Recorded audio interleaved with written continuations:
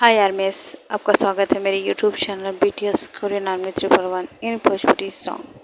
तो आज मैं आप लोगों को my cruel husband force me with marriage का पार्ट 17 बताऊंगी। चलिए स्टोरी स्टार्ट करते हैं। पिछले पार्ट में हमने देखा था कि हमारे प्यारा जो हॉबी होता है उसे क्योंकि किसी ने बहुत ज़्यादा बुरी तरीके से मारा होता है, क्योंकि वो बहुत ज़्यादा बुरी तरीके से घायल होता है।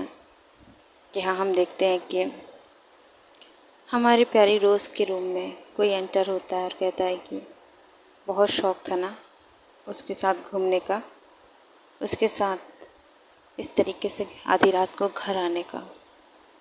पता है मैंने क्या किया?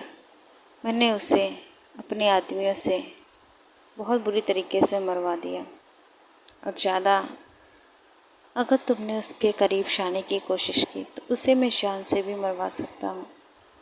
अभी तो सिर्फ उसका एक्सीडेंट करवाया है, आगे क्या करूँगा मुझे खुद भी नहीं पता है। तो फिर उससे दूरी बना के रखना, वरना वो अपनी ज़िंदगी खो देगा। रोज़ सो के रोती और कहती है कि प्लीज़ प्लीज़ ऐसा मत करिएगा, मैं कुछ भी नहीं करूँगी, मैं उसके पास नहीं जाऊँगी, बिल्कुल नहीं जाऊँगी। तभी जो कि हमारे जो यूमिन होते हैं वो अपने रूम में होते हैं और उनके पास किसी का कॉल आता है। उस कॉल को अटेंड करने के बाद तो युंगी का फेस ही एकदम ब्लैंक हो जाता है। बहुत ज़्यादा उसे गुस्सा आता है कि आखिर किसने किसने उसके दोस्त को इतनी बुरी तरीके से ट्रीट किया है। तभी वो जो कि गुस्से में उस रूम से बाहर चला जाता है। यहाँ पर यूमिन दोनों ही किस कर रहे थे, लेकिन युंगी ने अपनी किस ब्रेक की और वो उस जगह गया जहाँ पर हमारा युंगी एडमिट होता है। ये हमारे युंगी का ही हॉस्पिटल होता है और यहाँ पर जल्दी से यूमिन जो कि पहुँचते हैं। यहाँ पे हॉबी का ट्रीटमेंट चल रहा होता है। हॉबी जो कि बहुत ज़्यादा ही बेजान सा पड़ा होता है। डॉक्टर ने तो कह दिया था कि इन्हें बहुत मुश्किल से बचाया है और इन्हें लगभग 24 घंटे में होश आ जाएगा, क्योंकि इनका बहुत बुरी तरीके से एक्सीडेंट हुआ है। यहाँ पर हम देखते हैं कि युंगी किसी को कॉल करके कहता है कि CCTV फुटेज चेक करो उस रोड की और पता करो आखिर क्या हुआ था। यहाँ पर हम देखते हैं कि शेके जो कि कहता है कि पता है इसको इतनी बुरी तरीके से किसने मारा है। तो फिर युंगी कहता है कि मैं पता कर लूँगा। और तुझे पता है ये बहुत ज़्यादा ड्रंक था जिसकी वजह से इसका एक्सीडेंट हो गया। युंगी कहता है ऐसा हो ही नहीं सकता कि हॉबी कभी इतनी लापरवाही से गाड़ी चलाए। वो बहुत ज़्यादा ही इनोसेंट है और बहुत ज़्यादा ही सीधा है। वो कभी भी इस तरीके से ड्राइविंग कर ही नहीं सकता कि या तो उसे हार्म हो जाए या तो किसी और को। इस तरीके से वो शेके को समझाता है। शेके भी कहता है मुझे भी पता है ऐसा कभी नहीं हो सकता है, लेकिन अब हमारा हॉबी जो कि बहुत ज़्यादा ही बुरी कंडीशन में है, कल तक उसे होश आ जाएगा तो ज़्यादा बेटर है। यहाँ पर जब रोज़ को ये बातें पता चलती हैं और वो बहुत ज़्यादा ही रोती है और बहुत ज़्यादा ही सैड हो जाती है।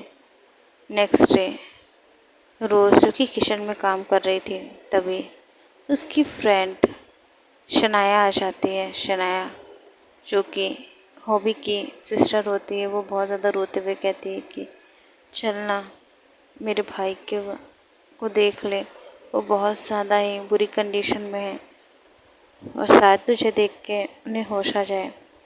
यहाँ पर रोज़ जो कि बहुत ज़्यादा ही खोई हुई होती है, ये सुनकर तो बहुत ज़्यादा ही वो रोने लगती है और तुरंत ही उसके साथ हॉस्पिटल के लिए निकल जाती है। यहाँ पर वो हमारे हॉबी के साथ बैठी होती है और बहुत ज़्यादा उसे प्यार से देख रही थी। हॉबी जो कि उसके प्यार को देख नहीं सकता था क्योंकि वह बेहोश था। यहाँ पर वो बहुत ज़्यादा रोती है। सभी उसे हॉबी के पास अकेला छोड़ना चाहते थे, हम देखते हैं यहाँ पर यूंगी की मॉम भी होती हैं। तभी रोज़ आके कहती है कि मॉम, उसकी मॉम उसे गले लगाती है और कहती है कि रो मत बेटा, वो जल्दी ठीक हो जाएगा। तभी रोज़ कहती है ये सब मेरी वजह से हुआ है, उसने कल मुझे प्रपोज़ किया और मैंने उसे मना कर दिया, इस वजह से उसका ये हाल हो गया। सभी वहाँ पे शॉक थे। हम देख पाते हैं कि योंगी शोकी अपनी सिस्टर से नाराज़ होता है और रोज़ शोकी उसके पास आके कहती है भाई प्लीज़ प्लीज़ उसे बचा लो, इसमें मेरी गलती है, मुझे उसे मना नहीं करना चाहिए था, मुझे बहुत ज़्यादा ही बुरा लग रहा है, मुझे नहीं पता था कि वो इतनी बुरी तरीके से उसे वो लोग मारेंगे या उसका इतनी बुरी तरीके से एक्सीडेंट होगा कि वो इस तरीके से बेजान पड़ा रहेगा। मुझे हंसता खेलता वाला हॉबी पसंद है, क्या आप उसे ठीक कर सकते हैं? युंगी जो कि ब्लैंक फेस के साथ उसे देखता है। उसकी माँ समझ पा रही थी कि युंगी इस समय अपनी बहन से नाराज़ है, क्योंकि यहाँ पे युंगी की हॉबी से बहुत अच्छी बॉन्डिंग होती है। वो उसके भाई जैसा था, वो कभी भी नहीं चाहेगा कि उसे कुछ भी हो, वो उसको कुछ भी होने नहीं देगा और वो हॉबी की बहुत ज़्यादा केयर करता अपने भाई की तरह। उसके लिए वो बहुत ज़्यादा इम्पोर्टेंट है। हॉबी जो कि बहुत ज़्यादा ही बेजान पड़ा होता है। यहाँ पर हम देखते हैं रोज़ को सब वहाँ पर छोड़ के चले जाते हैं। रोज़ जो कि हॉबी की केयर करती है फुल नाइट, उसके लिए बहुत ज़्यादा ही केयर करती है, उसे बहुत ज़्यादा प्यार से देखती है। कोई भी उसे डिस्टर्ब नहीं करता है, सब उसकी फीलिंग जानते थे, लेकिन शायद वही नहीं जानती थी या उसे बताने में डर था कि कहीं वो आदमी उसे मार न दे। यहाँ पर हॉबी शो की जब आंखें खोलता है तब उसे रोज़ दिखती है। रोज़ को देखकर तो वो अपने दिल को काबू नहीं कर पाता और कहता है कि क्या हुआ, क्यों आई हो, और वैसे भी तुम्हें कोई फ़र्क नहीं पड़ना चाहिए मेरे मरने या जीने से। रोज़ कहती है तुम चुप रहो, मैं तुमसे प्यार नहीं कर सकती, मैं तुम्हारे लायक ही नहीं हूँ, इस वजह से मैं तुमसे कह रही हूँ कि तुम मुझसे दूर रहो, लेकिन प्लीज़ तुम इस तरीके से मुझसे नफ़रत नहीं कर सकते।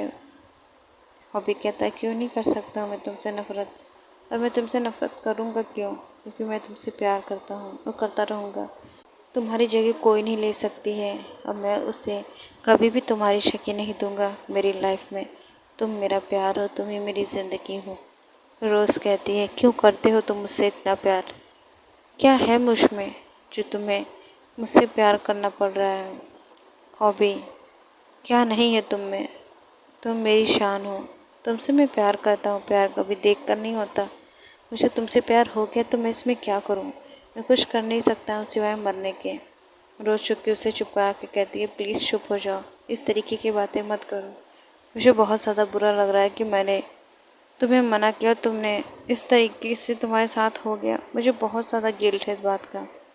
हॉबी जो कि कहता है ठीक है तो तुम जा सकती हो, वैसे भी तुम मेरा प्यार एक्सेप्ट करने से रही तो फिर तुम चली जाओ यहाँ से, क्योंकि मुझे थोड़ा सा रेस्ट करना है और मैं बहुत ज़्यादा ही बोरियत फील कर रहा हूँ, और मेरी सिस्टर को यहाँ पे भेज दो, मैं उसके साथ कुछ बातें करूँगा और जिमिन भाभी को भी।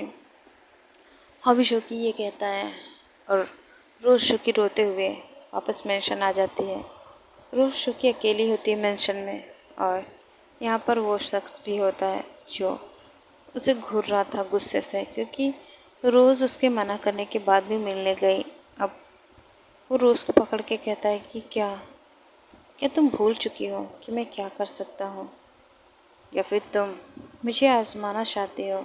अभी तो मैंने उसको सिर्फ ज़िंदा रखा है, आगे अगर तुम उसकी ज़रा से भी करीब गई तो उसे मौत की घाट उतारने में टाइम ही लगेगा। ये मत सुनो कि वो क्या कहता है, तुम मेरी सुनो, क्योंकि मैं तुम्हारा बॉस हूँ, तुम मेरी कठपुतली हो, मुझे तुम्हारे साथ शो चाहिए वो करने दो, और अपनी लाइफ को एंजॉय करने की कोशिश तो करना मत।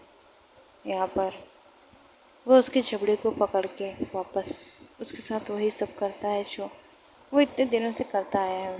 यहाँ पर रोज़ जो कि अब बेजान सी पड़ी रहती है, वो कुछ नहीं कहती है। सब जो कि हॉबी को लेके परेशान होते हैं। हम देखते हैं यहाँ पर हमारा प्यारा योंगी जो कि वहाँ से निकलकर किसी को ढूंढते हुए आता है, क्योंकि उसे पता चल गया था कि आखिर ये सब काम किसने किया है। यहाँ पर देखता है कि वो एक इंसान जो कि बहुत ज़्यादा ही बुरी तरीके से हंस रहा था और कह रहा था कि साले ने मुझसे पंगा लेने की कोशिश की, इसलिए मैंने उड़ा दिया। हमारा योंगी जो कि किंग होता है माफिया वर्ल्ड का, और यहाँ पर ये सब मामूली गुंडे होते हैं जिन्हें सुपारी देके काम करवाने के लिए रखा जाता है या कहा जाता है। अब बहुत ज़्यादा इन लोगों की डिमांड बढ़ चुकी थी। ये लोग बहुत खुश होते हैं, इन लोगों को बहुत ज़्यादा पैसा मिलता। तभी मिस्टर मिन योंगी एंटर करते हैं। उन्हें देखकर तो सबकी हवा ही निकल जाती है। योंगी बिना वार्न किए सबको शूट करने लगता है, और इतनी बुरी तरीके से कि कोई भी उससे पहचान ना पाए। वो डायरेक्ट फेस को ही छल्ली कर देता था, बाकी शरीर एकदम ठीक, बस फेस ही एकदम चीथड़े उड़ा देता था, जिस वजह से वहाँ अगर कोई भी पुलिस वाला पहुँच जाए तो उसे इतनी ज़्यादा घिन आ जाए कि वो कभी दोबारा उस जगह जाने की कोशिश भी ना कर पाए। यहाँ पर जो कि बहुत ज़्यादा ही बुरी तरीके से वो मारता है। तभी एक कहता है कि कौन हो तुम, और जब उसका फेस देखता है तो कहता है बॉस आप। तभी योंगी कहता है कि किसने कहा था तुम्हें मेरे दोस्त के ऊपर अटैक करने का? क्या तुम्हारे पास दिमाग नहीं है? तभी वो आदमी कहता है कि बॉस प्लीज़ हमें माफ़ कर दीजिए, हमें नहीं पता था कि आपका दोस्त है, वरना हम उसे हाथ भी नहीं लगाते, प्लीज़ माफ़ कर दीजिए। योंगी कहता है कैसे माफ़ कर दूँ मैं तुम्हें, बताओ। आज तुम्हारी वजह से उसकी हालत ऐसी है। आज पहली बार मुझे ऐसा लगा कि मैं कुछ खो सकता हूँ सिर्फ तुम लोगों की वजह से। तुम लोगों को मैं ज़िंदा छोड़ दूँ, ऐसा तो बिल्कुल नहीं होगा। और वो फिर से शूट करना शुरू कर देता है। और यहाँ पर देखता है कि सबके सर शो की पता ही नहीं चल रहा था किसका सर कौन सा है, कैसे की आँखें हैं, कैसे क्या है, कुछ नहीं पता चल रहा है। सिर्फ चीथड़े पड़े होते हैं, टुकड़े पड़े होते हैं मांस के। ये सब इतना ज़्यादा डेंजरस लग रहा था कि कोई भी वहाँ टिके ना। योंगी जो कि अपना काम फिनिश करके वापस हॉस्पिटल आता तो देखता है उसका दोस्त जो कि जगा हुआ था उसके पास बैठ जाता है, और बिल्कुल भी एक्सप्रेशन नहीं दिखाता है कि वो क्या सोच रहा है। हमारी जिमिन उसके पास आके कहती है कि प्लीज़ प्लीज़ मेरी बात सुनिए। आपको नहीं लगता है कि इन दोनों को मिला देना चाहिए, क्योंकि ये लोग बहुत ज़्यादा ही एक दूसरे से प्यार करते हैं, और मुझे पता है कि रोज़ भी इनसे बहुत ज़्यादा प्यार करती है। क्या आपको नहीं लगता है? शिमिन जो कि बहुत ही प्यार से उससे बोलती है, तो योंगी कहता है कि तुम मुझे मत सिखाओ मुझे क्या करना है क्या नहीं, ठीक है? मुझे पता है कि मुझे क्या करना है, और वैसे भी इन दोनों की मर्ज़ी है। तभी शिमिन कहती है कि मैं एक काम कर सकती हूँ, मैं रोज़ को उसे ये बुलवाने के लिए मजबूर कर सकती हूँ कि वो हमारे हॉबी से प्यार करती है। हॉबी जो कि एक्साइटमेंट कहता है पर भाभी कैसे? तब वो एक प्लान बताती है, जिसे सुनने के बाद सभी चूँकि शॉक हो जाते हैं। योंगी, मैं तुम्हारे इस प्लान में बिल्कुल भी हिस्सा नहीं बनूंगा, समझ में आई? अगर तुमने कुछ भी किया तो उसकी ज़िम्मेदार तुम होगी। अगर मेरी बहन हर्ट हुई तो तुम सोच लेना मैं तुम्हारे साथ क्या करूँगा, और मैं भूल जाऊँगा कि तुम मेरी वाइफ हो, क्योंकि मैं उसे तुमसे ज़्यादा प्यार करता हूँ। शिमिन जोगी कहती है हाँ मुझे पता है कि आप उससे ज़्यादा मुझे प्यार नहीं करते हैं, लेकिन ऐसा भी नहीं है कि आप मुझे प्यार नहीं करते हैं। शिमिन जो कि उसके इस तरीके के वर्ल्ड से जो कि शॉक में चला जाता है, क्योंकि शिमिन जो कि कभी भी रोमांटिक नहीं होती है, लेकिन आज वो शिमिन है ही नहीं जो उससे लड़ती रहती है।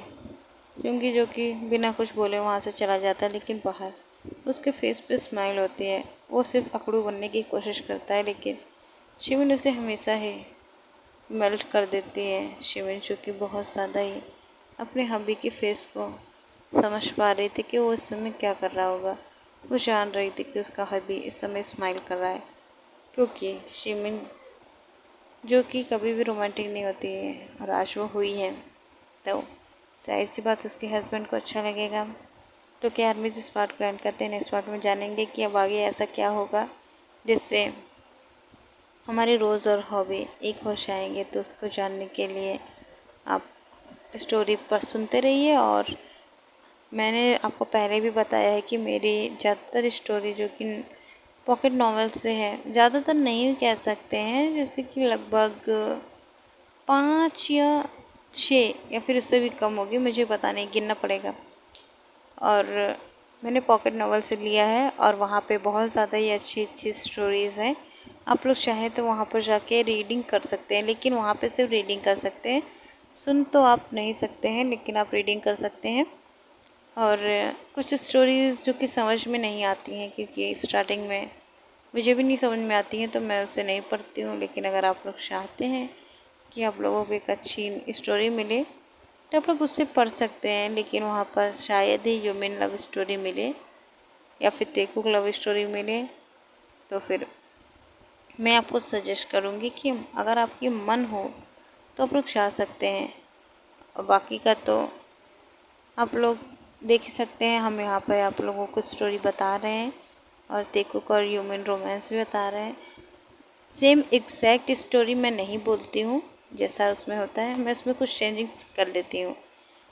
जैसे कि तेकुक रोमांस हो गया है, तेकुक का कुछ लव मोमेंट्स स्टोरी में इतनी जल्दी नहीं मिलता है रोमांस, उस पॉकेट नॉवेल स्टोरी में बहुत ही कम रोमांस जो कि स्टार्टिंग में होता है या फिर ना के बराबर होता है, और वो बहुत ज़्यादा ही लास्ट में जाते जाते आप लोगों को फुल रोमांस कहीं देखने को मिलेगा। लेकिन उसमें भी बहुत ज़्यादा ही कंडीशन ख़राब होती है, उसमें भी मुझे समझ में नहीं आता है, या फिर और भी लोगों के उसमें पता नहीं चलता है। 100 to 200 पार्ट बीतने के बाद आप लोगों को कहीं रोमांस देखने को मिलेगा, जो कि शायद ही ऐसा हो कि हम लोगों की स्टोरी में ना मिले। मैं जो स्टोरी क्रिएट करती हूँ वो पूरी टोटल नॉवेल से नहीं होती है, बस मैं उसे पढ़ती हूँ और उसे कुछ पार्ट लेकर अपनी जो लाइंस होती हैं उनमें कन्वर्ट कर देती हूँ। जैसे कि आप लोग देख ही सकते हैं, ये स्टोरी ये भी पॉकेट नॉवेल की ही है, लेकिन मैंने इसे बहुत ज़्यादा ही इसमें चेंजेस किए हैं, जैसे कि डायलॉग वगैरह में और भी रोमांस वोमांस में भी बहुत ज़्यादा ही इंटरेस्टिंग बनाने की कोशिश की है। क्योंकि मैं आप लोगों से झूठ नहीं बोलूँगी, पॉकेट नॉवेल की स्टोरी बेटर होती है, अच्छी होती है, रोमांस भी होता है, फ़नी भी होती है, बट इतनी जल्दी आप लोगों को वो सब चीज़ें नहीं मिल पाएंगी। तो फिर बाय यार, मैं सरांगे, और स्टोरी अच्छी लग रही तो लाइक कर दीजिएगा।